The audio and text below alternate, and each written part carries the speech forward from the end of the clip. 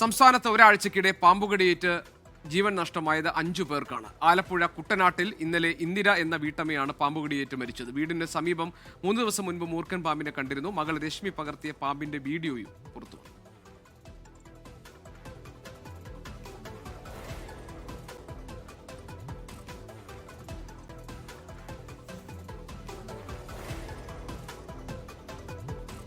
ഇത് സ്ഥിരം ഇവിടെ ഉള്ള സാധനമാണ്. നല്ല പ്രായമായെന്ന് പറയാം. നല്ലപോലെ മൂത്ത ഒരു സാധനമാണ്.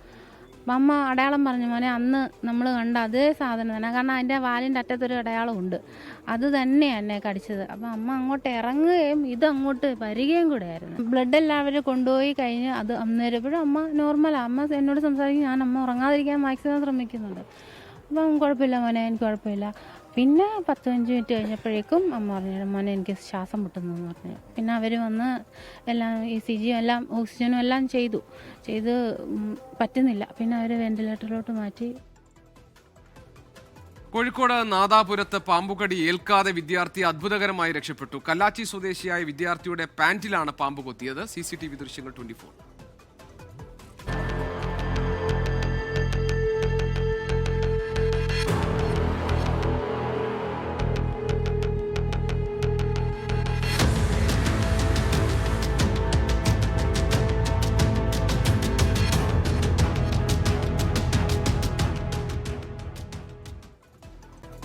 അശ്വിൻ പാലാഴിയുണ്ട് ആലപ്പുഴയിൽ നിന്ന് വിവരങ്ങളുമായി. അശ്വിൻ പറയൂ. അജിക്ക് ഇന്നലെയാണ് ഇന്ദിര എന്ന വീട്ടമ്മയെ കുട്ടനാട് സമീപത്ത് വെച്ച് വീട്ടുവളപ്പിന് സമീപത്ത് വെച്ച് പാമ്പ് കടിക്കുന്നത്. മൂർഖൻ പാമ്പായിരുന്നു ഈ ഇന്ദിരയുടെ കാലിൽ കടിച്ചത്. തുടർന്ന് എത്രയും വേഗം തന്നെ സമീപത്ത് ഏറ്റവും മണ്ഡലം ആശുപത്രിക്ക് സമീപത്ത് തന്നെയാണ് വീട്, അവിടേക്ക് എത്തിച്ചു.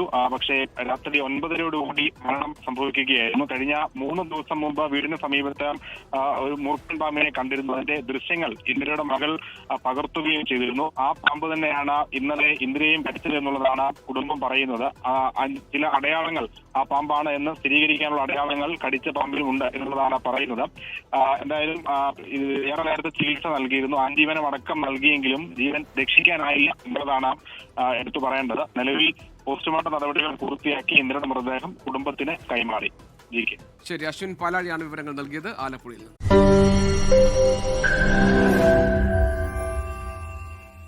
ലോകത്തെവിടെയായാലും ഏത് സമയത്തും 24 വാർത്തകളും ഓഗ്മെന്റഡ് റിയാലിറ്റി പാക്കേജുകളും എക്സ്പ്ലെയിനറുകളും വിശദമായി കാണാൻ ഞങ്ങളുടെ YouTube ചാനൽ നിങ്ങൾക്ക് സബ്സ്ക്രൈബ് ചെയ്യാം.